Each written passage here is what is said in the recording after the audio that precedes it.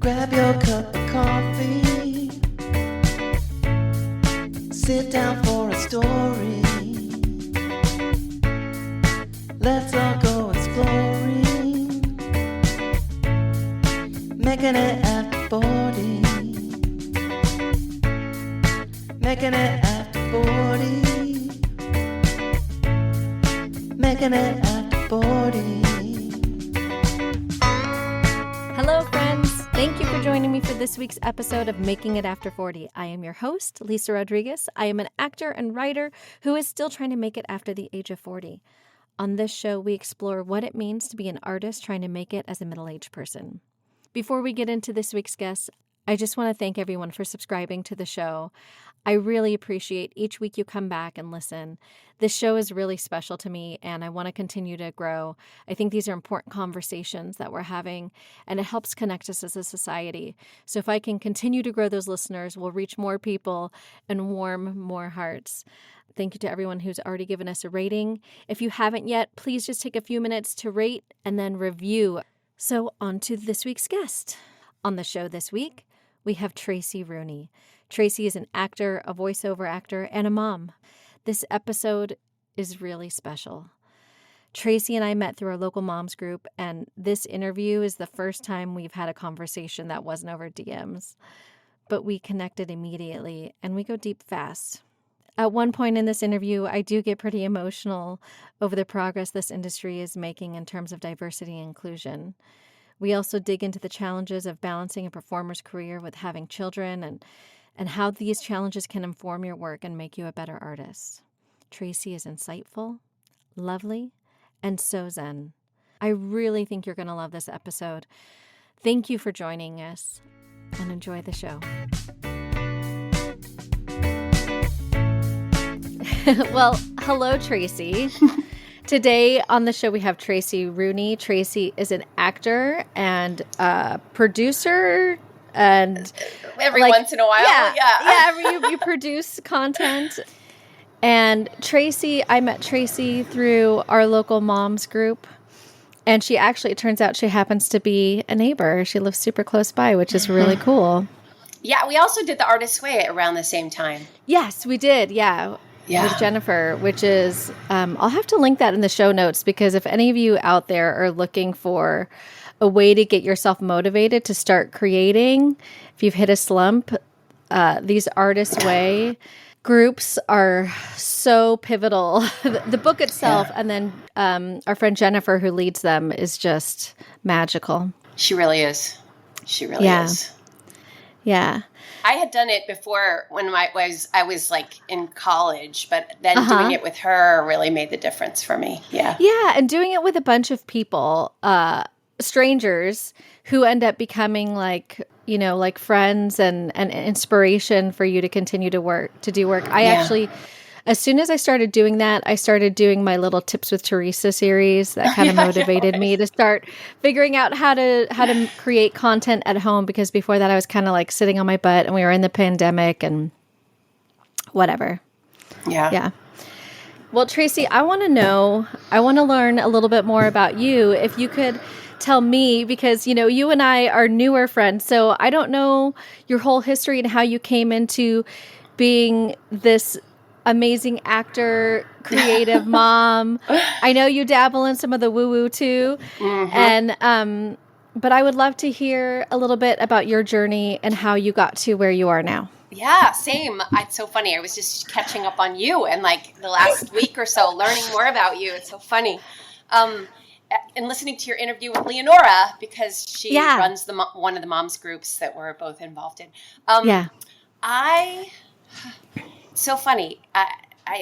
The more I was listening to your story, the more I felt like we are living similar, maybe somewhat parallel stories. I grew up in Maryland and Connecticut, and was, in a little Catholic school, and the lead in all of my school plays and all that stuff. And then when I was in high school, we moved to San Francisco, and I went to like this huge public high school, and life really opened up in a really cool way. and my world just sort of expanded. And then I went to New York for NYU and like Leonora. And I saw that you went to Tisch. And I was really, it's funny, I was listening to you and I was thinking about how much I'd be on track and then would sort of get pivot or sidetracked and then on track and then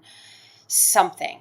If I looked at like a, if I diagrammed the sentence of my life, I feel like, that happened to me a lot. Yeah. I was thinking about even high school and how I was dating my best friend and we were running drama club together. And it was only after we broke up that I was like, I'm going to run for the drama club president or whatever, and how many other times I started putting aside the things that I loved because it's complicated, Anyway, after college, I was really into Shakespeare. I did like a season of Shakespeare in New Jersey with an amazing mentor, and I did a Moliere tour. I did every bus and not even bus and truck, like bus and trailer hitch tour around America. And then I started working for a showcase place school. Okay. I heard you talking about workshops and what actors do, trying to connect with casting directors. Yeah. But my job was to try to turn it into something bigger. So I started camps for college theater majors in New York and LA, where they were studying with industry, substantial acting coaches, but also working on their auditioning skills or, trying to kind of learn all the things that I think a lot of us learned the hard way.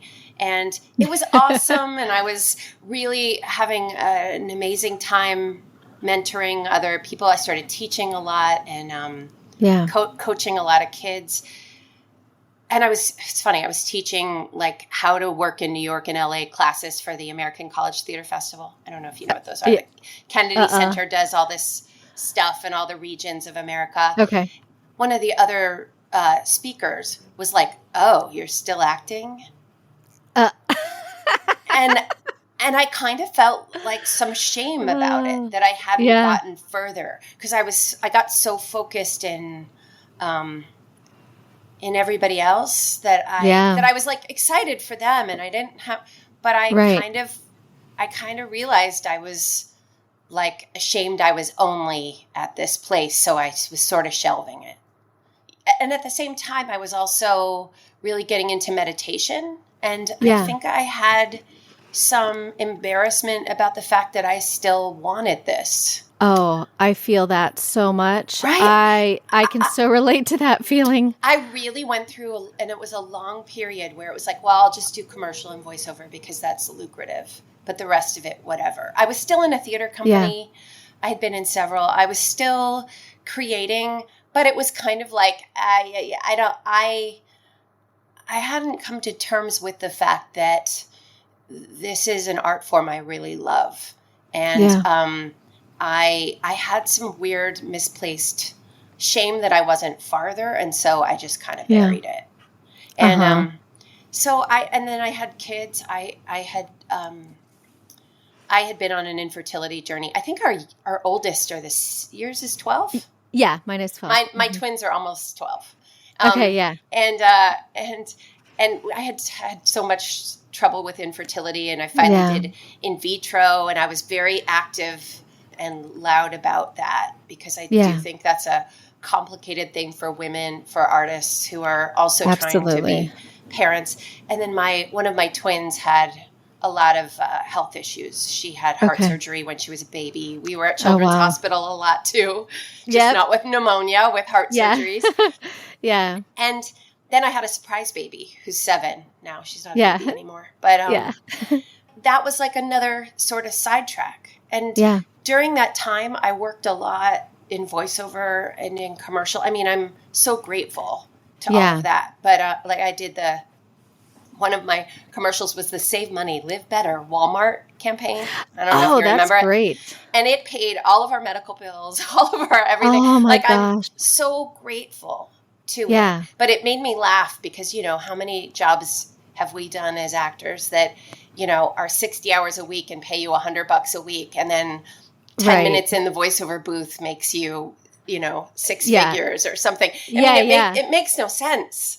Yeah. It doesn't. Yeah. But I was so grateful to that sustained me when my kids were small and when I was having enormous personal and family challenges. But then I think I hit 40 and a lot of that work just kind of went away. It's really funny. I wasn't trying to work. I was just like happy when work came in and was still making health insurance and all that stuff. And then it sort of stopped. Yeah. And around that time I was like, well, I could chase that stuff or I could be really honest inside about what I really want. Yeah. And it's to be producing more, doing more and more film and TV, creating more of my own content, getting more active with theater companies. And that was like, for me, losing the thing helped me shift and pay attention to what I really was wanting. And my kids were old enough that I felt like I could then really focus. That's really beautiful. I love that you see that. I love that you see that in that moment of losing the thing. Yeah. Maybe it wasn't so much that you lost it so much as more that it bowed out, it stepped away so that you could have your attention and focus for this other thing. And that's really beautiful. It happens all the time. It's funny. I was doing a play and we had moved near where we live and our rent doubled out of nowhere. Oh, wow. And I was like doing this play because I was like, I think we're kind of okay financially. I'm going to do this play that I want to do. And then our rent doubled and I was like, what are we going to do? And we've got kids and I'm crying on my director's patio as we're drinking wine going like, I got to move like in a month. And that was the thing that helped us figure out how to scrape enough money together to buy our little fixer-upper house. Yeah. We never would have tried to buy a house. Right. Had our rent not doubled. But in the moment, it felt like the worst thing ever. But for us, it's been freedom. It's been less than our rent was. Yeah. It's been stability for my kids. It's been, it's helped me so much as an artist to just have a little tiny little house to have your space to plant and put in roots and have that stability. That's super important as an artist. But also I think the universe will kind of give you that push, right? When you're sitting there and you kind of, maybe sometimes you don't even know that you need to make a change or that what the next step is. But if you don't see it, I do think that the universe kind of gives you a push to make it happen. I agree. Then what the magic is tuning in to that intuition and you can start to see it as it's coming. So the universe doesn't push you. You don't have to have the hard lesson or the rock bottom. You can just like, if you can start to like get in sync and start to feel when that next thing is coming, you know, you may not know it fully, but you can kind of start, oh, you know what? I think I'm going to look into this. I think I'm going to look into that. And and then sometimes it just reveals itself. Right. I don't need to lose my housing to do it. Right. Or whatever. Like hopefully you pay attention before the fall, But then even having the roots as an artist, having some stability and having that grounding, I think is really important for your art in general. The thing that I've been kind of going through or learning in these last couple of years is having whatever the side hustle is to feed the art and support the art. I really wanted to just take the leap and let the art provide for me, but I need to have some stability to give the art room to grow and not put the pressure on the art to make all of my income. Well, that's it too. And then it's funny, it's a balance too, because I was doing so many audiobooks for a while that I couldn't do anything else because I had over committed to too many and I had enough money coming in, but then I didn't have any time it was still a creative side hustle, but I had to pull the pandemic and the kids home and having to help them Yeah. I had to give some of that up. So Yeah. that kind of helped me balance it. But it's tricky. I was just saying, I think I need a new side hustle because I was putting too much pressure on booking. All of a sudden, my self-tapes were starting to get less fun because I hadn't booked a job in a couple months. And all of a sudden, I was feeling like, instead of the creative freedom to just say, I get to play and do my work today without any attachment to what was going to come of it. It's a tricky thing. I totally get it. And then sometimes it's not even about having, the side hustle is one component of it, or some people will say your thrive job. But that is one component of it. But even having projects, right? With this podcast, I'm not sitting around wondering, when is my next audition going to come in? Right. Because I have this schedule that I'm trying to follow. And then, of course, I do have my side hustle as well. So between the side hustle and the kids and the podcast, which I love, and I'm bringing back Tips with Teresa for another season. And yay! So I have all these like projects that I kind of am juggling.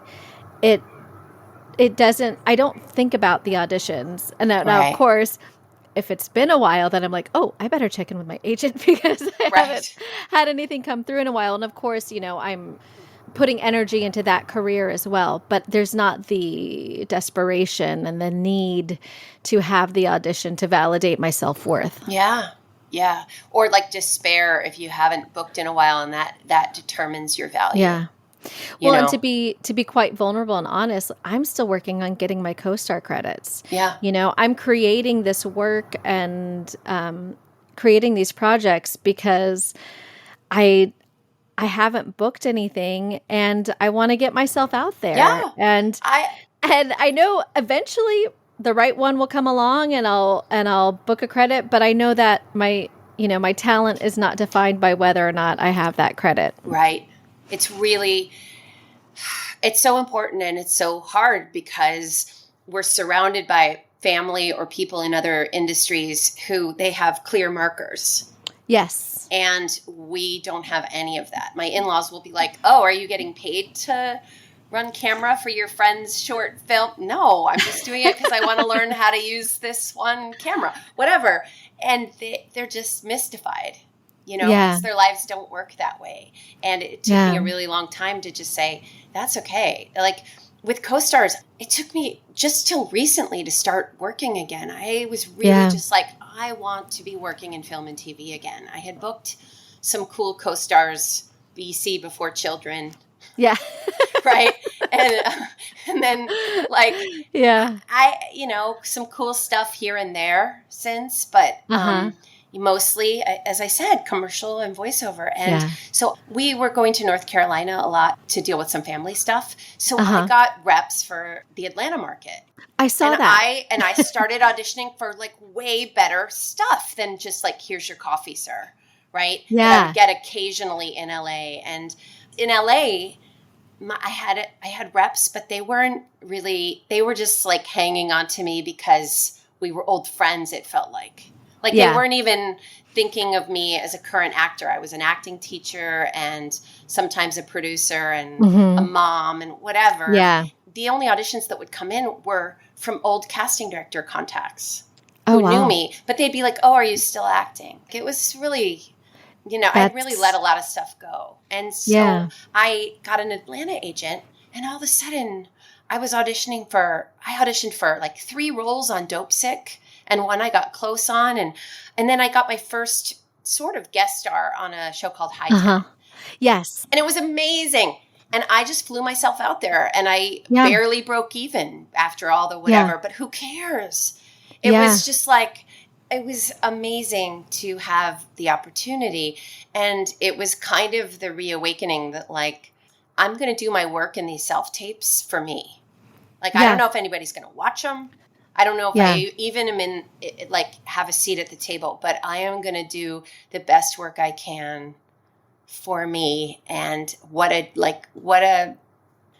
joy to just get to play, whether it's cafeteria lady number 2, like I had the other day, or like whether it's, whatever, or whether it's some really cool indie film, or whether it's, it's funny. I saw a post the other day. I think Amy Poehler said this in her new book, which I just bought. Okay. But it's like, to get to where you want to go, you need to be where you are.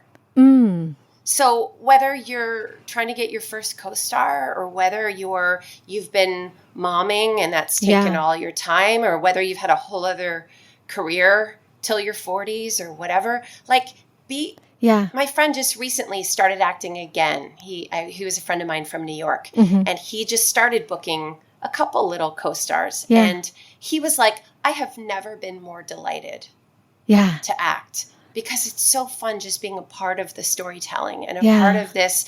And this is just a gut check to tell me, like, this is where I want to be. Yeah. And how great, like, a lot of people our age have quit. Yeah. Oh, definitely. Or they've gone so far that they're not willing to do a lot of these little roles that I'd love to do. Yeah. This is why I wanted to do the podcast. Stuff like this where I love getting into this idea of, well, like enjoying where you're at. You can't mourn the past. Whatever was the past, it happened. But just, why don't you make the best of where you're at and take all the skills that you have from your past and make it into the career you want now? Right. And then, I'm sure I've said this in other past episodes, but just the idea of the value that we bring as having lived so many different lives up till now, you know, and your friend who went on and did other things, and now he's back being an actor, and he can enjoy it and appreciate it because he hasn't been suffering and starving for the past 20 years trying to make a career work. He's coming in with a fresh outlook. That is so cool and so neat. And now he gets to have like a whole new outlook, a whole new life, and I'm sure he's a breath of fresh air when he comes into that into that self-tape, really.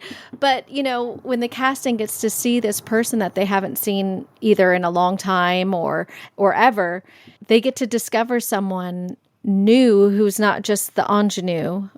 Right. Well, I think that's true of a lot of people. Yes. I used to work at the acting school when I was in my early 20s with somebody who left the business. He was working a lot too. He just to become a police officer.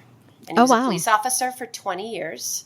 And just a few years ago, he retired and started acting again. And he has been working on That is so cool. And it's so awesome. That is so cool. Because we for us anyway, like, we have a career. You can be 90 years old, and if you feel like working, you can work. There's work for you. Yeah. It might not be the size role or whatever that you dreamed of, but there's work. Like, I have friends who, you know, were ballet dancers, and it's brutal. Or they, you know, were football players, and it's very hard to figure out what you're going to do after a very short period of time. Like, art makers, the rest of us, that's the, you know, it's hard, but it's pretty cool that there's work for us. And I feel like there's more work than ever before. I think so too. I think as our generation is moving into the leadership positions of being showrunner or being the executive or whatever, there's a lot more interest in telling the stories of people who are middle-aged or approaching that age group. I think they're realizing that those stories are worth telling. Yeah. And I think also having a lot more women in some of these positions. And people of color. Yes. It's funny. I'm in a writer's group. I'm an actor in a writer's group. Yes. And on every Monday night, it's my date night with my husband because we're such nerds, right? We get a babysitter to go to writer's group. That's so cute. He's a writer. But you know, since the pandemic, it's been on Zoom. But we used to actually physically go to a theater. But I run the actors for the group. Yeah. And years ago when we started, we only needed a few women. Yeah. One or two people of color. Like, everybody else on the roster were guys. Yeah. And now our roster is more women than men. That's more, awesome. Just people that you wouldn't expect of all, whatever, sizes, anything. And it's so cool. And the writers are writing, it's kind of nice. It's one of the creative things. One of the things I love about it is that you're kind of privy to what studio notes are coming in for the writers and how they're trying to adjust or trying to practice pitching or whatever. And it's amazing to me. If I look at where it was when we started and where it is now, and the amount of and types of roles being written for people that weren't, there's still room for everybody. There's still room for all the people they were writing for before, but it's not like a woman's story anymore. The people will be talking about how like, oh, it's actually a lot more interesting if we change the gender or change this or do this. And, you know, network, studio, people's managers, they're all changing. Like the way they see the world is shifting. Yeah. Really dramatically. Which is so awesome. I mean, look at Reservation Dogs. I love that show. And it honestly, I'm going to get emotional. It's so cool to see the stories of Native youth on the reservation being told for everyone. And it's been so well received. Yeah. And, you know, growing up, I never saw anything like that. Right. And, it's just, and like, it's so cool that they're letting these voices be heard and be out there. Well, it's changing. It's literally changing the world. Yeah. Yeah. It's a really big deal. And I mean, thank God it's about time. It's so moving to see how many people are hungry for those stories and excited for those stories. And we get to be a part of that storytelling. And I think like if I were to encompass like what I do now as an actor, writer, content creator is I'm a storyteller. And I think that's, you know, whatever facet you are in this industry is you're a storyteller. Yeah. Yeah. Well, and it's funny because it's like you take your look. I used to host speed dating parties. That was one of my many side hustles back in the day. That sounds like fun. And so I made a mockumentary series about speed dating. You know, it's like you're going to take the things you know, but you've got to be a part of.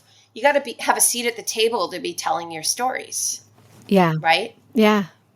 But what I'm finding is there's more people who are more interested in the world even beyond their vision. Yeah. Like I'm noticing a lot of people who are more interested in stories even beyond their own experience. Yeah. Which is, I don't know about you as a parent, like when all of a sudden we were dealing with immigration, with families being separated. Yes. I had never really been that political. I've always been kind of somewhere in the middle, somewhere, but that I was like, I have to do something. And I had done a Fringe show with Stan Zimmerman. I don't know if you know who he is. He's mostly a comedy writer. Okay. Like he worked on the Golden Girls, Gilmore Girls, like a lot of stuff like that. And he directed me in this show for LA Fringe a few years ago. And he and I were both just devastated about what was happening. Yeah. But like, what do you do? Yeah. And he had this crazy idea. And I was like, I will help you. And we did an all Latinx production of Diary of Anne Frank. I saw that on your IMDb or on your, in your bio. Yeah. Mm-hmm. It was just going to be a one night thing to raise money for charity for different groups for family separation. Yeah. And then we were like, you know what, let's just do the production. They gave us the rights. Like we didn't expect them to, and then they did. And my whole thing was like, how do you do this and still be respectful? Like, so that you're not, it's a complicated thing, right? Yeah. Because you are trying to tell stories, but not borrow or say that something is worse than something else. Yes. You're just trying to look at life in the lens, like, in a way Reservation Dogs does. Right. Like you're changing the way the people are seeing situations. Yeah. And we did that production and we had death threats. We had all kinds of crazy stuff. I think people thought we were trying to say, you know, ICE agents are Nazis or trying to borrow stories or say that anything you can't possibly compare anything. No. You can't make a comparison to the Holocaust to anything. No. But you can shine a light on situations. You have a responsibility, I think, to say the world needs to open their eyes and we need to do what we can. Because you can look at it as not comparing it to the Holocaust, but you can look at it and say there are practices that are similar to now. Right. But how do we stamp out injustice wherever we see it? Yeah. Even when it's not to the degree of something else? How do we say like, oh, we've learned from history? Yes. Yeah. With our history, with our Constitution, we're seeing it right now. Yeah. Like, how do we stand up when things are not right? And even if they're not as bad as they could be, or this other time, or this whatever, like how do we use our storytelling and make a difference? Yeah. Whether it's to have representation, whether it's to stop things. I mean, art can be uncomfortable, and it can really help us see stuff in ourselves that needs to shift. It sure has for me. Yeah. So I don't know. I think I'm in a new phase in life where I'm so excited to see maybe things from a new perspective. Yeah. I'm laughing because I know you're a little woo-woo too, like me. And somebody just recently taught me that I'm at the end of a 7-year cycle. Okay. Mm-hmm. Have you ever heard that? Like every 7 years you kind of have a new chapter in your life or something. Yeah. And I'm at the end of a 7. So like, are things coming into focus? Am I about to start on a new thing next year? I don't know. Maybe. Yes. But I do feel a lot more free and comfortable and excited as an artist. And things are different than when I think back to like the shame I used to feel at not being where I wanted to be. Yeah. No, I feel the same way. I'm a lot more comfortable with being seen, which is, I think, why I finally worked up the nerve to release this podcast. I had been thinking about it during the pandemic.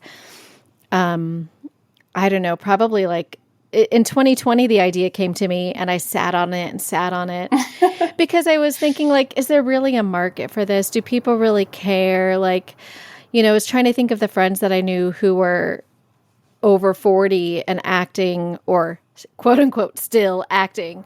And I was like, I don't know if there's enough people. And I felt like, well, I have to have someone to do it with. I need a co-host. And then finally, however many months ago, I started to realize, no, Lisa, you're enough on your own. And there are a lot of, if you're interested in it, then that means that someone else is probably interested in it. And it's been so well received. And I think I'm in a phase now where I'm more willing to take those chances, let myself be seen. And I'm okay with it not being for everybody. Yeah. Not everybody's going to be into it. And that's okay because they have something else that they're into. But the people who are interested in it will appreciate that it's here for them. Right.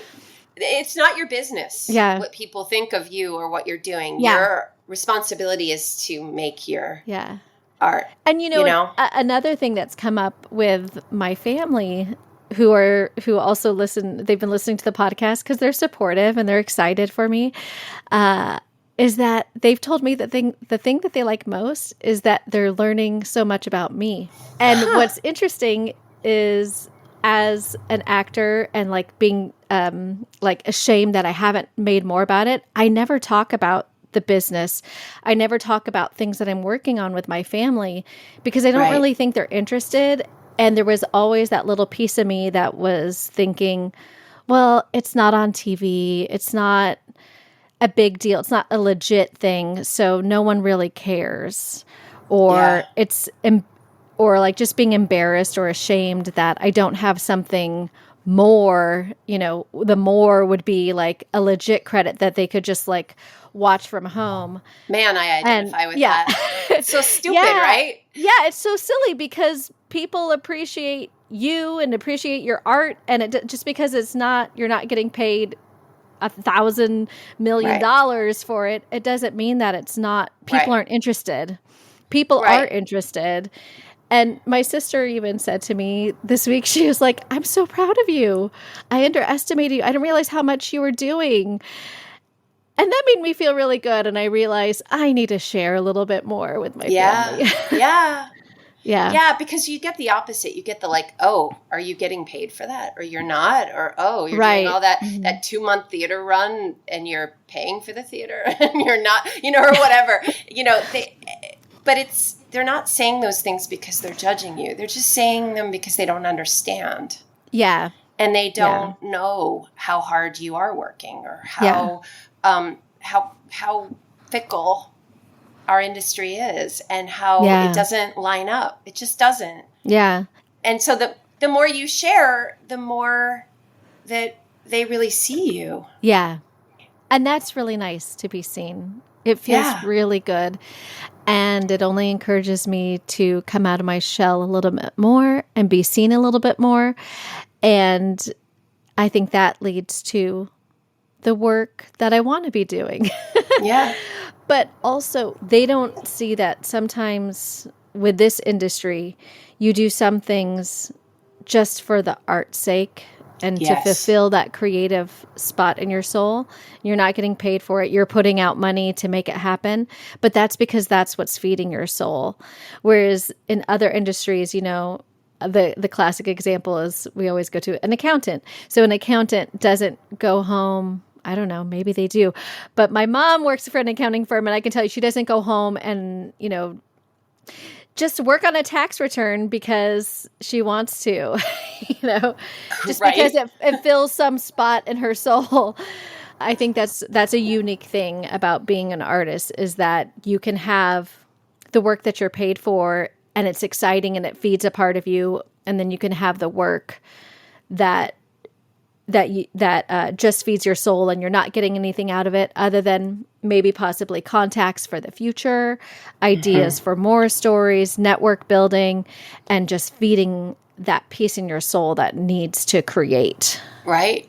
Well, it's like you have these cups, you know, you have, when I was just doing a lot of voiceover and commercial, it was lucrative, but I wasn't, I wasn't approaching that work in like my full artistry self, because I wasn't filling up the cup in other places. Yeah. You know, and it's like your day job can be really fulfilling and creative and also lucrative, but you have to be doing the other stuff too, because you're not an accountant.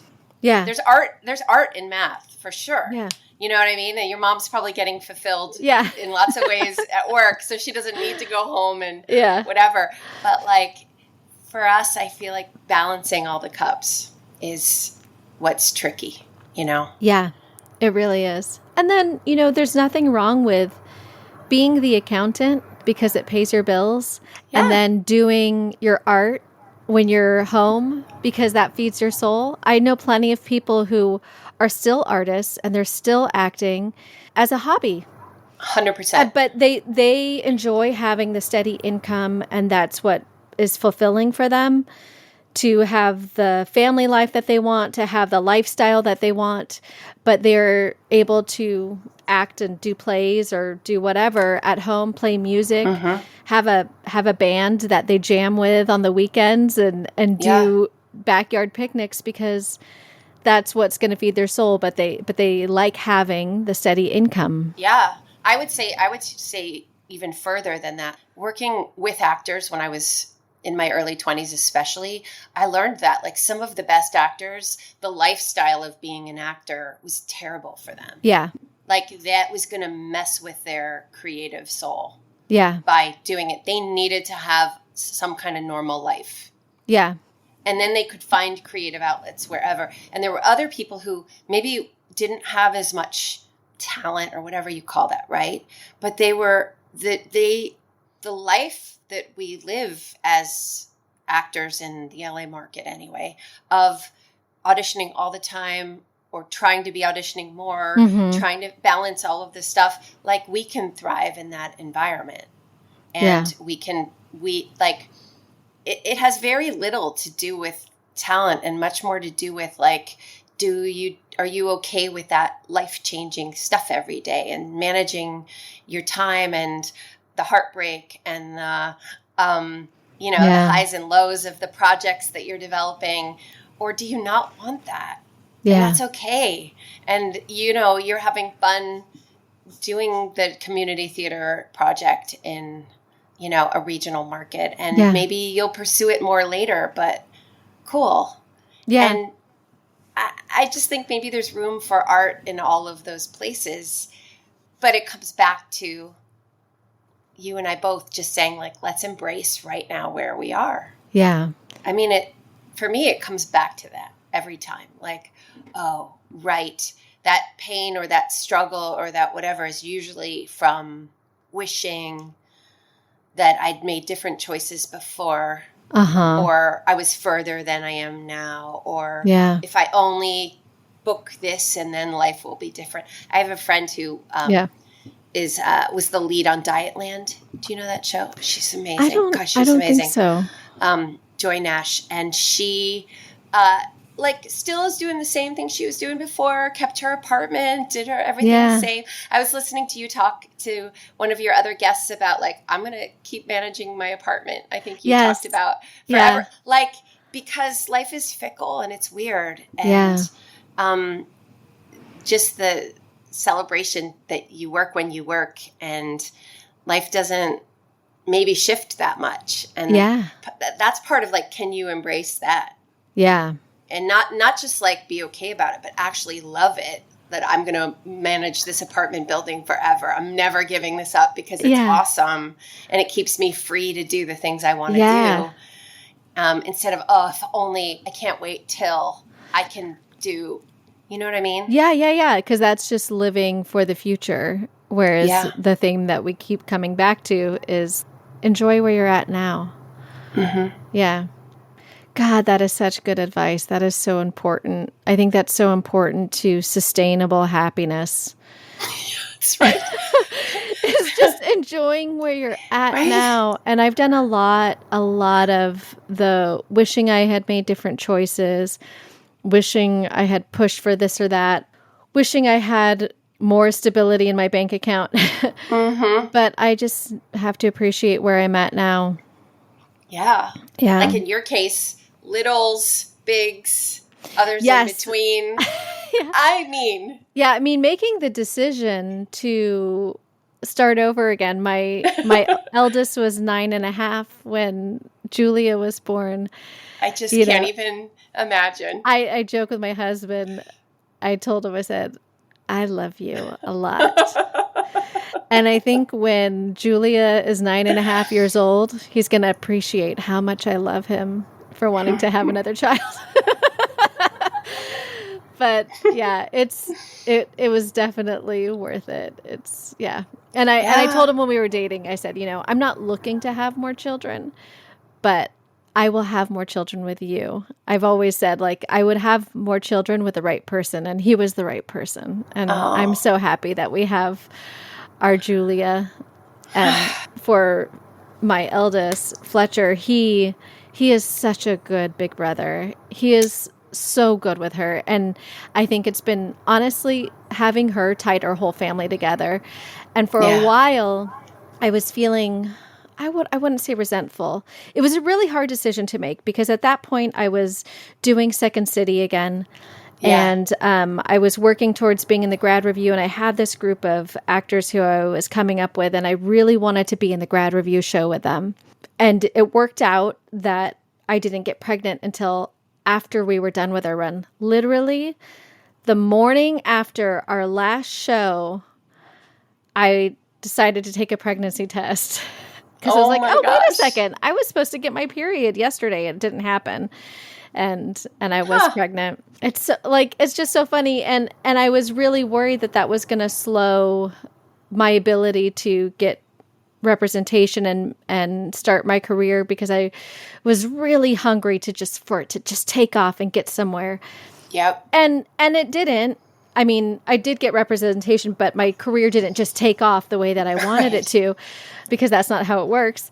But I'm okay with it now. At the time, I was feeling very frustrated, like, I just have to be this mom, and everything is getting delayed because I chose to have another child, and I was getting like really anxious about it. And now in hindsight, I realized that I was, getting anxious over nothing, because there's nothing to say that having the child or not having the child would have changed anything.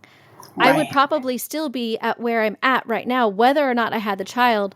But the beauty in having her is that she tied our family together in a beautiful way.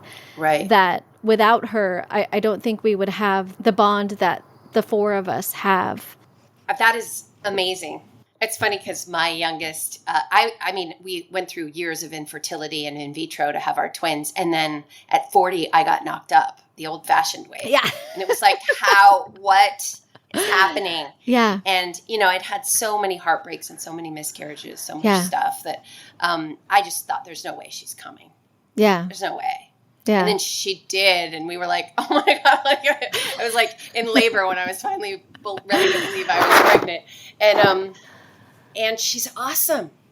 Yeah. But I mean, I had her the year before I turned 41. I mean, the day before I turned 41. I was like, this is not on the plan. Like I was finally had everything back on track. Right. I had a plan. And then she monkey wrenched that plan big time. But it's great. Yeah. In the moment though, I was like, I was trying to work up until I was like, I have momentum. I'm not going to give this up. I already got so sidetracked, and then it's what it is. Yeah. I've spent a lot of time feeling like all my other friends, their kids are like grown and nobody has to deal with a toddler and this and that. But there is so much beauty in being the older parent. Yeah. And I find that I'm so much more patient. Yep. The second time around, and I don't know if it's just because it is number 2 or if it's because it's my age. I'm a little bit wiser, a little less anxious, have some therapy under my belt. Right? Yeah. I think it's a gift for me to have this. The first time was twins. It was so overwhelming. That's so we had so many hard. medical challenges. It was so, I had saved so much money from all the Walmart stuff and the whatever, and then it was all gone. Yeah. Medical bills. I mean, everything I'd saved to try to get it. It was, Yeah. I mean, and that was with good insurance. It's just, and I was so stressed out those first couple of years. We were too nervous to leave her with a babysitter, the one that had heart surgery, because we had to do CPR. It was like a whole. And the second time it was so different. Yeah. Once I just sort of relaxed, I had a director friend say, like, you were gestating, and not literally, also acting wise, like you're a better actor. Yeah. Because of the things that you've been through. You're a better mom, you're a better actor. And as you grow and as you shift, if you just take in all the experiences, they make you your unique storyteller self. Yeah. Like your lens. It's like Reservation Dogs, but your lens. Yeah. You're adding your authentic voice to the universe that will never have you in it if you don't create your art. Yeah. Like you, Lisa, like you bring all your authenticity and your unique experience as an artist, and the world is a better place for having that. Aww. But I mean, you don't think of it that way. Yeah. You think like, how do I make my nut or do the thing? But it's really true. Yeah, it is. That's so beautiful, Tracey. Oh, thank you for bringing so much. But it's depth. true. Yeah. Yeah. I mean, really, when you think about what can anybody contribute? Their unique experience. Yeah. And that's just it, is nobody's going to see the world exactly the way that you do. No. Yeah. No. But if you don't share it, even if you're not what you think is the mainstream or whatever, then the world is smaller. Yeah. Sorry, Yeah. getting woo-woo again. I feel like all the worlds are colliding for me. Like all the things used to be these separate compartments in my life. Yeah. Being a parent, being like a person of faith, being an artist, being all these caps were separate. Mm-hmm. And more I'm realizing they don't have to be. Yeah. I think you're right. I think you're right about that. I think it can all tie together. I think they all inform each other and help you on your path, whatever that might be. Yeah. Wow, we got deep in this one. This is so beautiful. I mean, we've never had a real conversation, and this has been so, I keep saying beautiful. I wish I could come up with a better word. No, it's really nice when you meet someone who you just have a heart connection with. Yeah, I agree. And you just can peel back the layers of the onion and just talk. And that's what this podcast is about, is the connections. Hopefully someone feels a little less alone in their journey, because it's easy to get lost. It's easy to feel like you're working and you're working and you're working and you don't feel seen.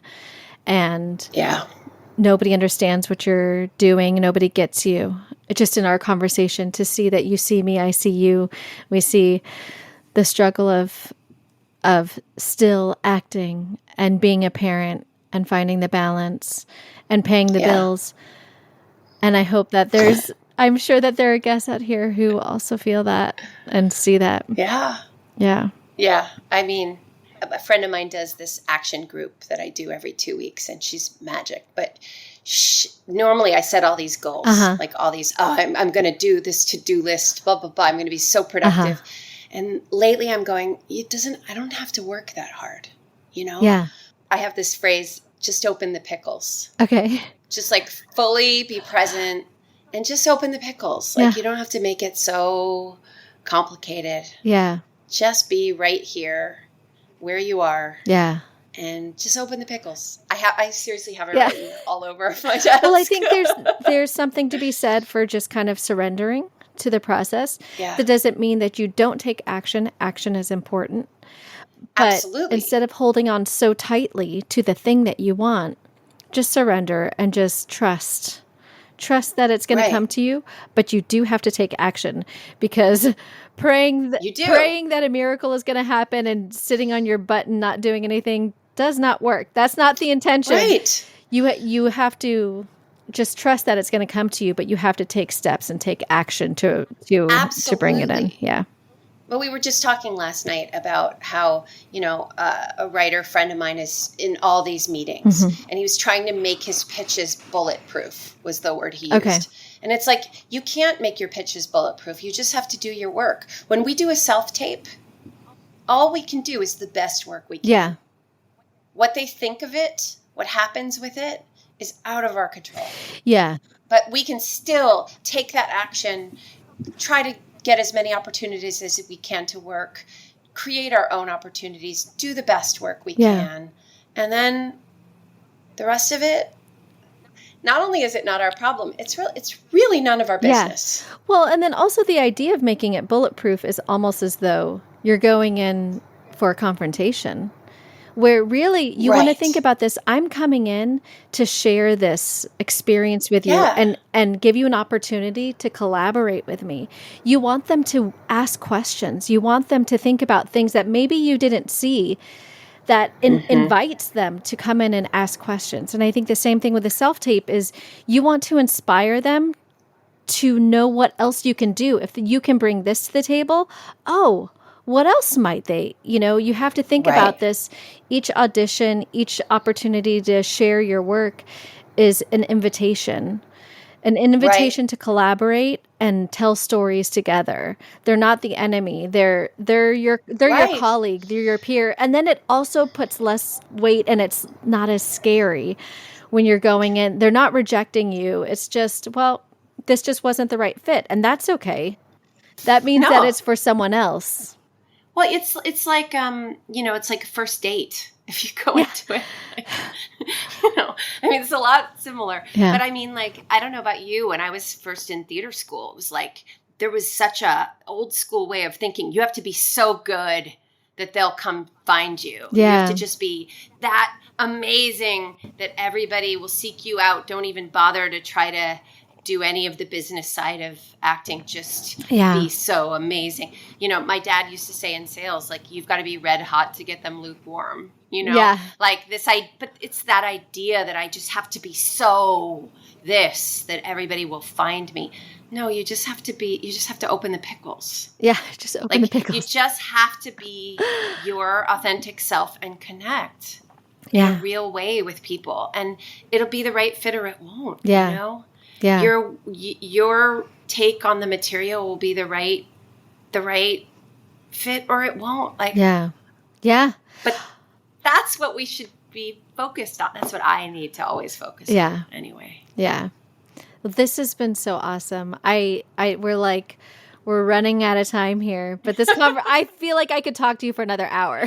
I feel like it too. But I do want to ask you, what does success look like to you now? What does making it mean to you now? It's so funny because my husband and I were just talking about this. Had you asked me a couple of years ago, I probably would have very different answers. But lately, success is creatively full. Mm-hmm. Your bills can all be paid. And you have the time that you can spend with the people you love. Oh, that's right? So beautiful. Yes. Yes. Because it's not just the money. It's not just the creative. It's all the things like that. To me is, whew. It's the interconnected, oh my God, the interconnectedness that you were just talking about. Is they all kind of come together. They all kind of feed each other. Yeah. Like, how lucky are we if we get a life that's that full? Yeah. I mean, for real. I am so grateful that I get to do this. Yeah. And have a family and, have a roof over my head. Yeah. And I know that's a lot of privilege. Yeah, it is. It is. Yeah, that's beautiful. Is there any advice that you would have for anyone who is maybe jumping into a second act career or, I don't know, anywhere where they're at in their career? I don't know. I have lots of advice. It's a whole other hour, right? Yeah. I think if you're honest inside, mm-hmm. if you have enough courage to be really honest about your wildest dreams, the universe is on your side. Yeah. I think for me, it took a long time to know what I wanted. Mm-hmm. Once I really knew and was honest inside with what I wanted, the rest is easy. Yeah. Life can pull us in a lot of different directions, but if you really listen to the little voice inside before it gets so loud that it, mucks up your life, if you can really listen, you'll know what you want. And then if you're specific about what you want, the to-do list is pretty easy to make. Yeah. Yep. I agree. Well, thank you so much, Tracey. It's my absolute pleasure. Yeah, this has been so great. I'm so glad we did this. Well, this has been a real treat. Yeah. I really appreciate you having me. Yeah. Thank you so much for joining me. Thank you all for listening to this week's episode. You can follow Tracey on Instagram at Tracey Rooney. That's Tracey. Rooney, Rooney. And you can also check out her website. I will link it in the show notes. And every month she does this cool thing called NeoFest through her theater group, neoensembletheater.org, where actors perform monologues or scenes on Zoom.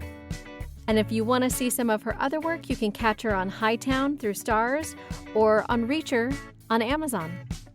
Please rate, review, and subscribe to the show wherever you listen. It's the best way to support the show and helps us to grow our audience.